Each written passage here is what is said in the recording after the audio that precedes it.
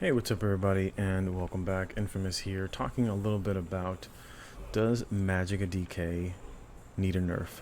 Easiest classes to compare between the two, between Magicka DK, would be Magicka Templar, because they're the two stand your ground classes.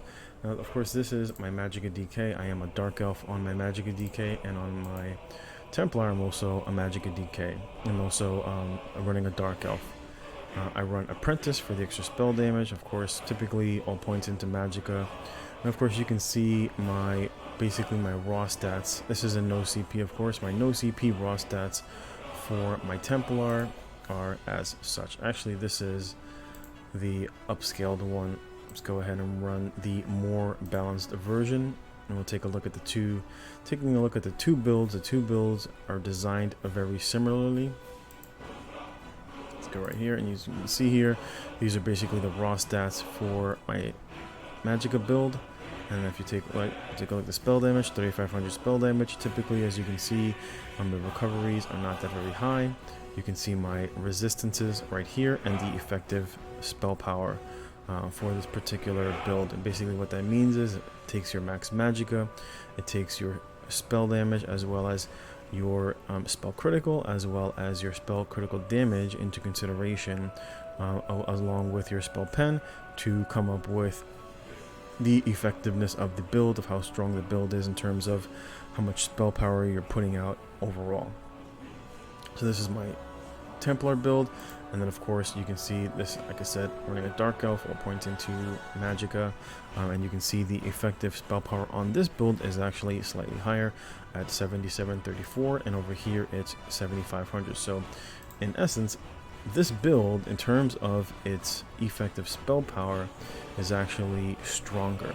But we're going to take a look at comparison of the skills between Templar and the skills between Magicka DK, and we're going to take a look and compare. Overall, do I think that Magicka DK compared to Templar, does it actually need a nerf? Everybody says, Magicka DKs are OP, they complain a lot about, fossilize, etc. There's a few things that I did want to touch on. Is one, how the sustain that Magicka DK has in terms of its point-for-point sustain, in terms of its point-for-point damage output. If you take a look at the Magicka DK in allergies bother me. We'll just compare spammables, right? The typical spammable for Magicka DK would be Flame Lash, and Flame Lash on this build, this is a light armor build. Both builds are light armor builds, both running 2 heavy, both running 5 light, both running very close effective spell damage abilities. So we're going to take a look at the difference between the spammables point for point, as well as the healing point for point, as well as the burst ultimates that the classes have access to. So the spammable for Magicka DK would be, of course, Flame Lash. Flame Lash has a tooltip, as you can see here. This is fully buffed, right? On this particular build, I'm actually running Burning Spell Weave. So in a best case scenario, with the Burning Spell Weave up, right? Burning Spell Weave has a 66% max uptime. It's a really good option for running on the back bar. Anyway, it's a really good option for running on the back bar because you can basically run anything on the front bar. On this particular build, right, we're going to compare. I'm running 2 damage sets, right, and I'm running Burning Spell Weave, and I'm running Rattle Cage, as well as running Willpower. So in essence, I'm running the equivalent of what would be 3 damage sets on this particular build, and I'm running Bloodspawn for the extra resistance, which of course will give me a little bit of extra regen, because of course Magicka DK gains a lot of, I shouldn't say a lot of, but they gain some of their resources back whenever they utilize an ultimate. But like I said, going back to point for point, Flame Lash has a tooltip of 8100, right? So you go, it's 8100 just fully buffed. Again, this is 8100 fully buffed. That's with the proc on the back bar, as well as the Burning Spell Weave buff. Has a tooltip of 8100, and of course that is also with Engulfing Flames, and that is also with the Shock Glyph proc for the minor, for the concussion, for the minor vulnerability, right? So this build is taking into account best case scenario, right? So best case scenario, and that's what I'm doing on both particular builds, taking into account best case scenario and how much damage for the spammables between MagDK and Magicka Templar, which are basically the two stand your ground builds, right? So it's 8100 on this particular build because I am running, again, I'm running for cost reduction. I've got 2 cost reduction, so it's 8100 divided by the cost of 1700. Oops. Right, 8100 divided by the cost of 1700.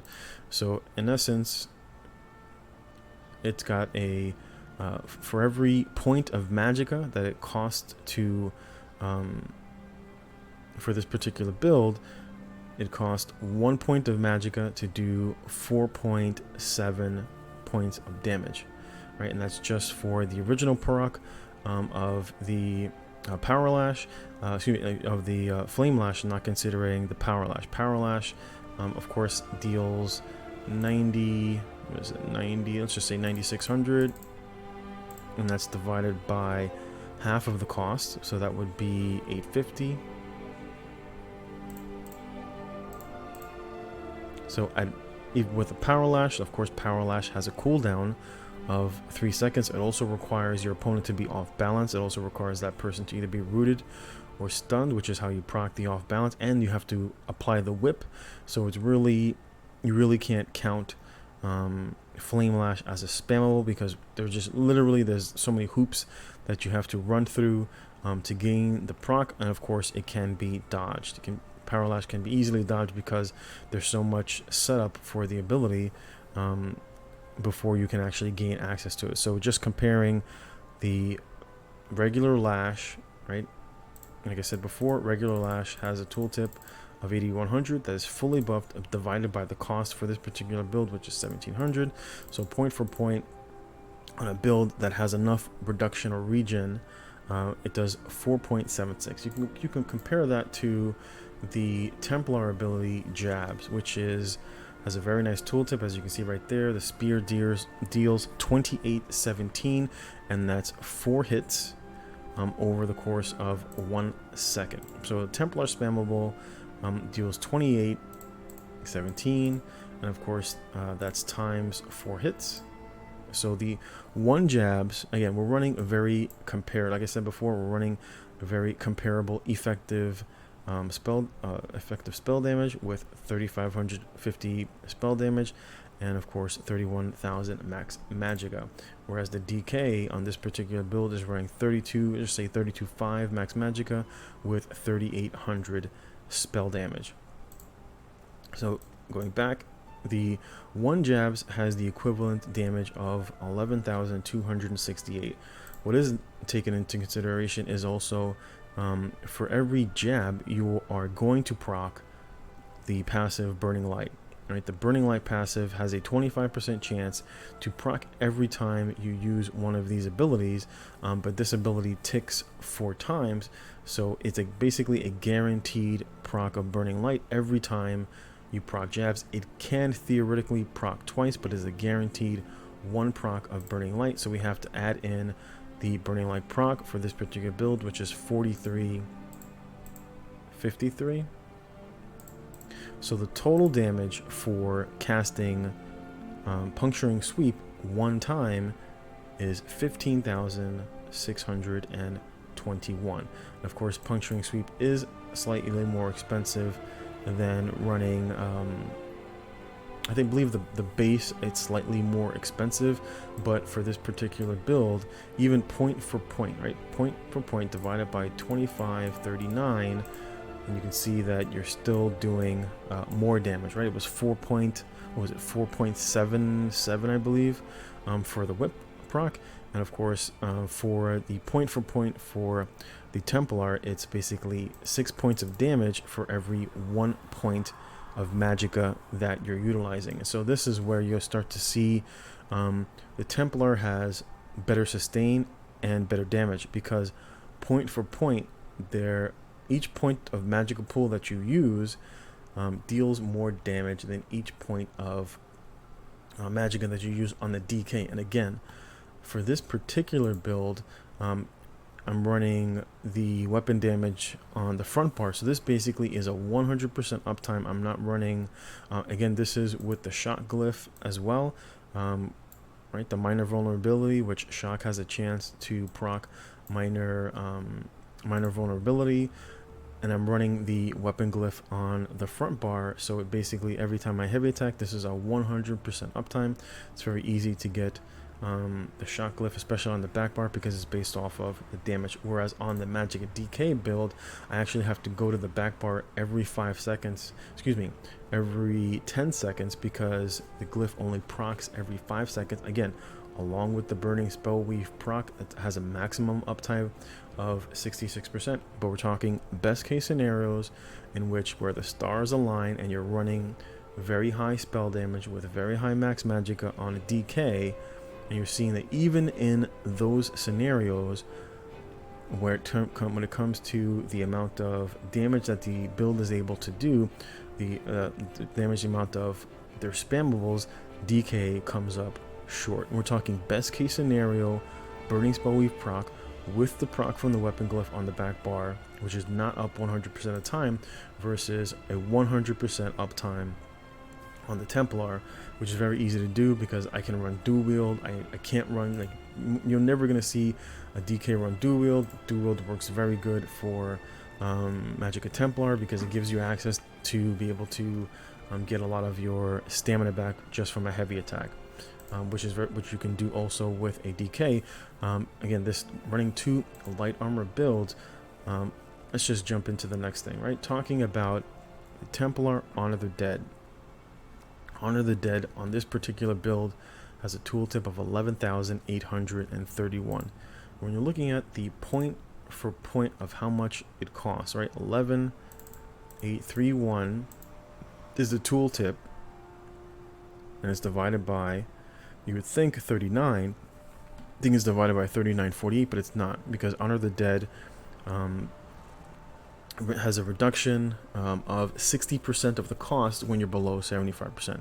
And obviously you're not even going to use this particular ability until you are below 75%, because the tooltip is so big that you can wait till you're below 75% to take advantage of that ability, right? So in essence, it actually has around an 1,800 cost, right? It's clear that out, and it's 39.48. And that's times 0.4, right? Because that's the cost. That's the cost when when your health is below 75%. That's how much this ability costs you. This is 0.4 because it's reduced by 60%. Of course, that's if you're not spamming it over 6 seconds, which you typically don't need to because it gives you such a ridiculous amount of HP. Right? Point for point, it's 1580. Right? We'll just say it's 1580. For the cost of 11,831, right, divided by 1580, which is the Magicka cost, and point for point, it has roughly a 7.49, right? For every point of Magicka that you have to utilize, it heals you for 7.49 points of HP, right? Every point of Magicka heals you for 0.749 HP, right? Because we'll just round it off. You can even say just 7.5 for every 1 point. Whereas if you take a look at the Magicka DK with more spell damage, right, with more max Magicka, the base has a lower tooltip. But you're thinking, well, it also increases, it says increasing by up to 33% based on your missing health, right? So when you're missing HP, it heals you for an additional 33%. The 33% is cut in half in Cyrodiil, so that becomes 16.5. So, but the cost is very different, right? So you can see the cost is it's 89.53 for this, and again, this is fully buffed up burning spell weave with the weapon glyph proc on the back bar, right? So it has a cost of 35.23. And that's with reduction. And you can see there, it heals for every 1 point of max Magicka. You heal for 2.54. Of course, that's not taking into consideration that the heal can be increased by up to an additional 33%. So even if we take into account,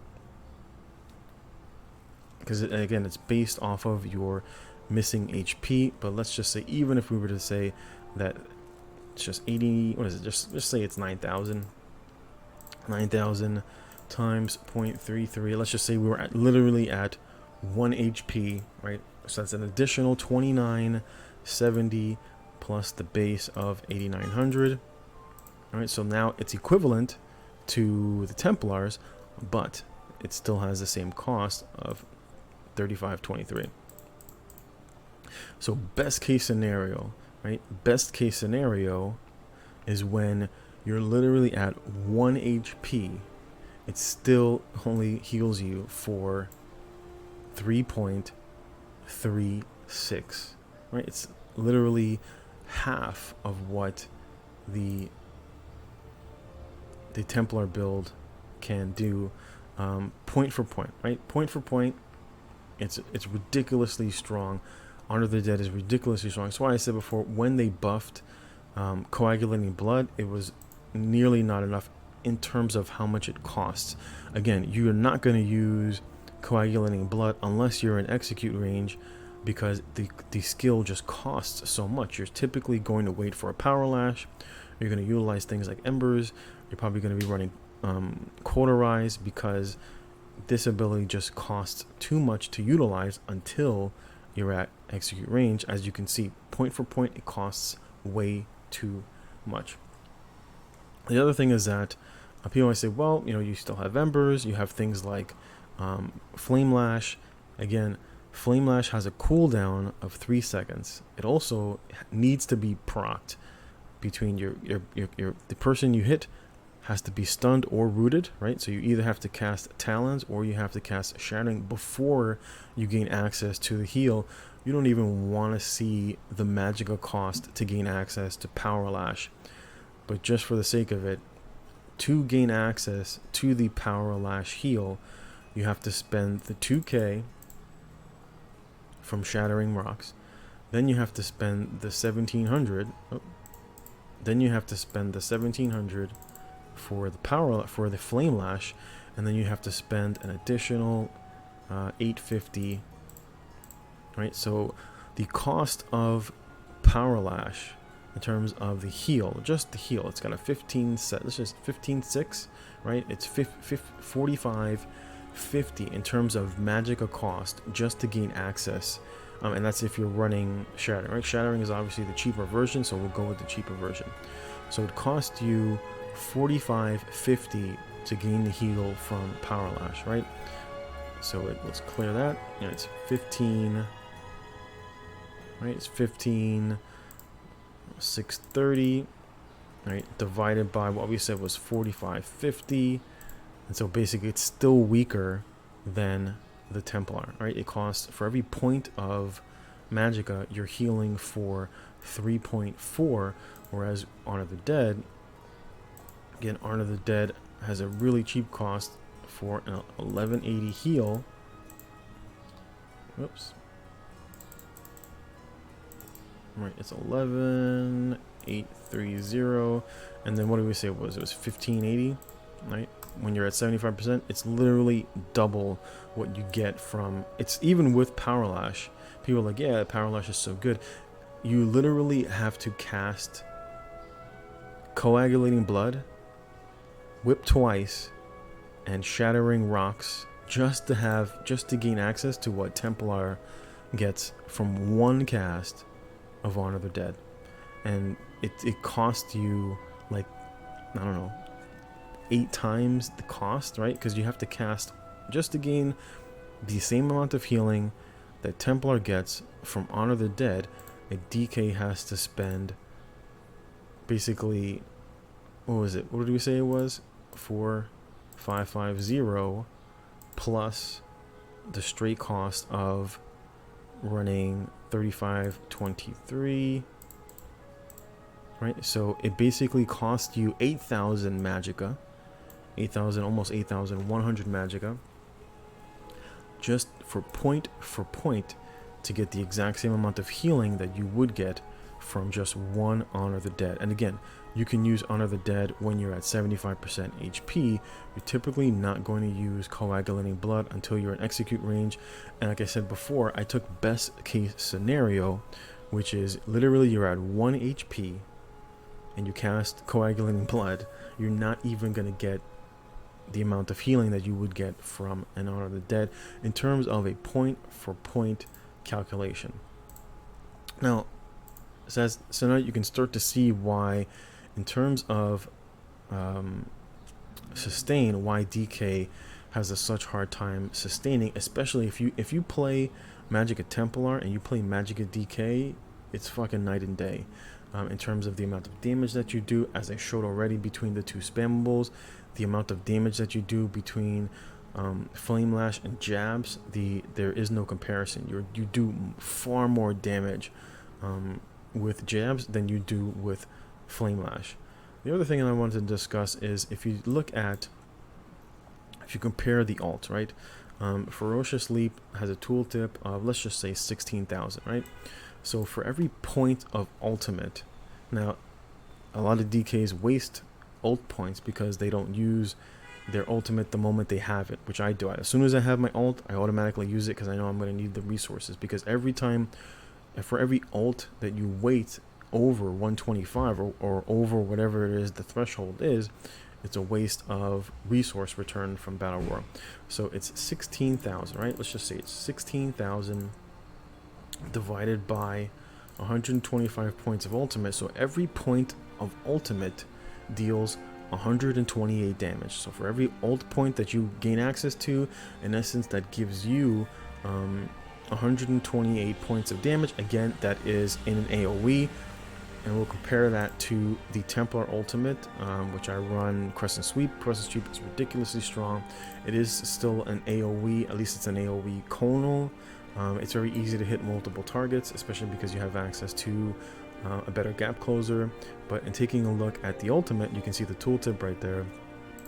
Tooltip on this ability is 7745, and this particular morph deals up to 60% more damage to people who are in front of you. So if you basically gap close and ult, you basically are going to gain access to that for basically everybody who is in front of you. It's very easy to get the extra damage on this ability, and it pulses for 8 meters around you. It pulses for 3 ticks of 3750.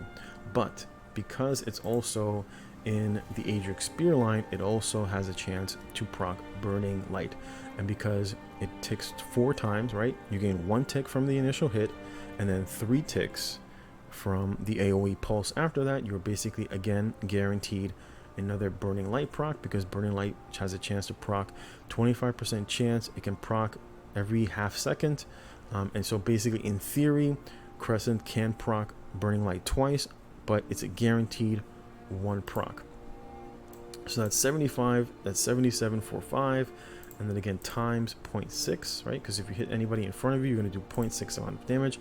So that's an extra 4046 plus the base of 7745 plus the proc from Burning Light, which is an additional 4353.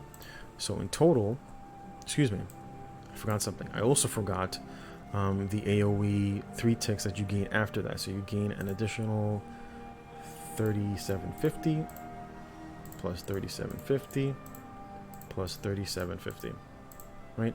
So the total damage output of just 1 cast of Crescent Sweep is 28,000 for the cost of 72 alt, right? So point for point, right? you do 389 for every point of ultimate. And how much did we say it was on the DK for running Leap? Right, it was 128, right? So 1 cast of Crescent deals, in terms of point for point ultimate, deals 388 damage, 389 because we can round it off, right? And then like we said before, we rounded up, right? We rounded up to 16k for the DK leap, and DK leap cost 125, and so it basically deals 128 damage. Literally, Crescent deals almost 3 times as much damage as leap. And this is why I talk about when you compare. Again, this is best case scenario for DK, running 3,800 spell damage, right? That's with Burning Spellweave backbar, with Burning Willpower. I am literally running, right, 1 damage set. Burning Spellweave is a damage set with Willpower, another damage set. On my Templar, I'm actually running a multitude of sustain sets. Right, I'm running a mixture of Magicka Furnace, which is a damage sustain set, and I'm running Desert Rose, which is also a little bit more of a sustain set, as it gives you HP, a little bit of Magicka, and resistance. Same thing with Magicka Furnace, and then I'm running what would be the equivalent, 1 Pirate Skeleton, 1 Shootin, and then on this build I'm running spell damage and recovery, so I'm not even running full spell damage. On my Magicka DK, I actually have to run the cost reduction because the abilities just cost too much, and even then still have issues with sustain, and I'm running 1 spell glyph. So this is why, like, when I talk about literally point for point, when it comes to Templars have a far better spammable, Templars have a far better burst heal, Templars have a far better burst ultimate. We're not even talking about the fact that Templars also have access to an execute. Like, that just puts them over the top when you compare that to a DK. DK also lacks mobility.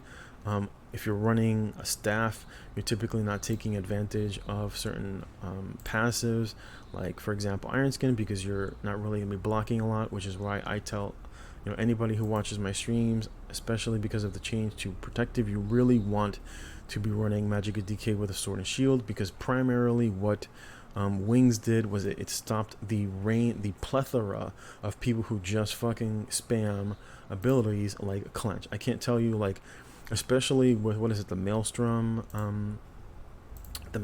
weapon, whichever one it is that reduces the cost and increases the damage of Clench. Like, people just use this as a spammable, and so that kind of screws over Magicka DK, because you're literally spammed, you're literally range CC spammed, and Protective Plate no longer helps you to avoid being CC'd from range so easily. It's really what Protective Plate really did for Magicka DKs, which it stopped the amount of range CCs and reflected them, so that those people who are fighting you from range really had to pay attention to when your wings weren't down. That is neither here nor there, right, in terms of this discussion. But in terms of things like the fact that once your opponent gets into that 25% HP threshold, you can literally one-tap them with a beam, and most people will die, because as you can see, the tooltip there is 8459. This scales up to 400%. So when a person is at 75% HP, the tooltip on this is literally like in the 300s. So you're literally looking at a tooltip of 25,000 on execute. Most people die when they're close to 25%, unless they're blocking. It can't be dodge roll. It can be shield stack through. Obviously, you can heal through it. But when a person is in execute range, it's very difficult for anybody to heal through this, because it just does ridiculous amounts of damage, especially if you're fighting a medium armor build. Whereas the DK has access to absolutely no form of execute damage, and that's why when opponents get low, like, you're not doing a lot of damage with Engulfing and Burning Embers. Like, right, Whip can be easily dodged.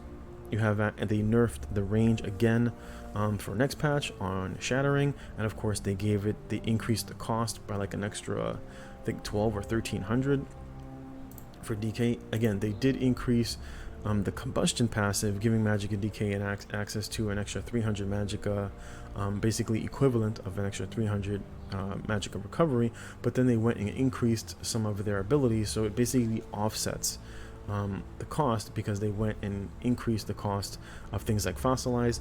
And literally, as a Magicka DK, like, where would I put, for example, if you wanted to run a gap closer like Chains, right? Pulls you to the target. So what would you give up, right? Would you give up burning Embers so that you would heal less and do less dot damage? Would you give up engulfing so that you have access to a gap closer? I mean, would you give up coag? Seems like a really good choice to get rid of, but then you have nothing that's going to heal you, burst heal you in execute range. You're going to give that up for a very mediocre and more expensive gap closer. And of course, when you compare that to the Templar gap closer, the Templar gap closer does two things in one. It closes the gap, it does damage, as well as CCing, and has a chance to proc the Burning Light because it's in the Atrix Spear line, so it theoretically can deal more damage than the DK Chains, which has a tooltip of 25,000, and it gives you Major Expedition. The Major Expedition is useless because by the time you close the gap, you're going to fossilize your opponent.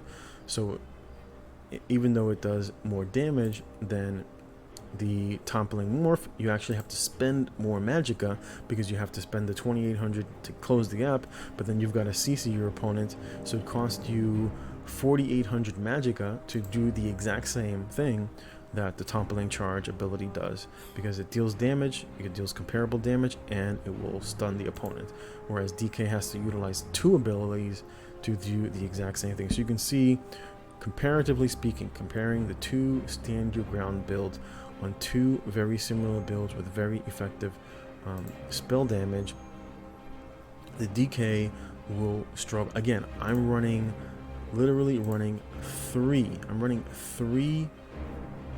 damage sets just so that I can put out enough damage on a Magicka DK. If I were to take the build that I run here and swap it right onto my DK, it would not work.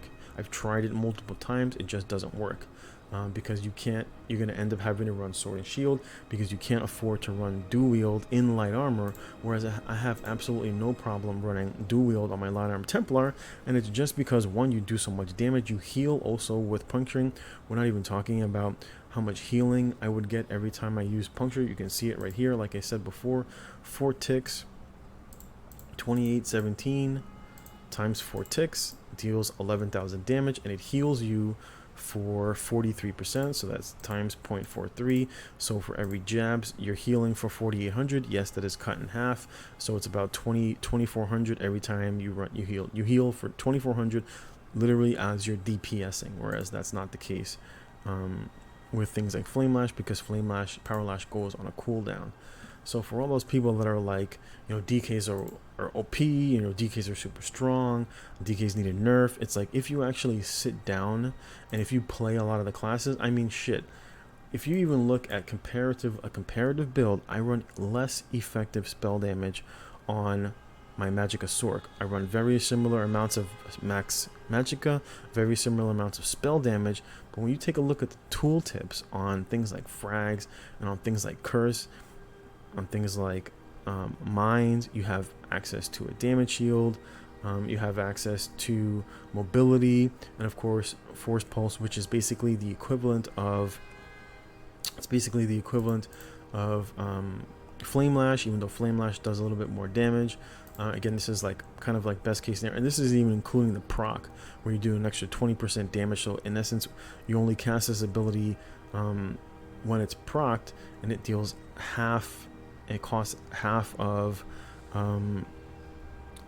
it deals half damage, so, it deals 20% more damage for half of the cost. This is like a 13,000, 14,000 frag from range with a double proccing Haunting Curse. It's like, you can't even compare the amount of damage that Sork does on very similar builds in terms of max resource. I mean, obviously look at the recoveries, like, I don't even want to get into it when I play my Magicka Sork.